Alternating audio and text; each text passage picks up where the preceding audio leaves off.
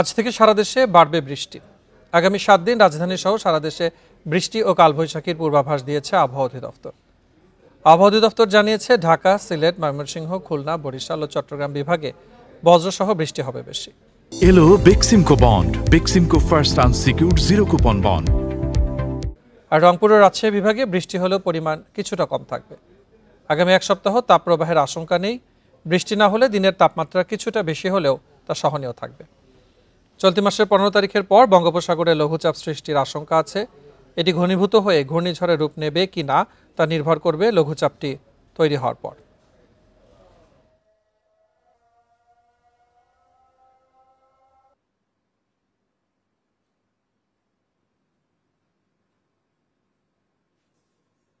এক মাসেরও বেশি সময় ধরে যে চলমান তাপপ্রবাহ যা ছিল, সেই তাপপ্রবাহ মোটামুটি আমরা এই মাসের মাঝামাঝি পর্যন্ত আপাতত আমরা আশা করছি না।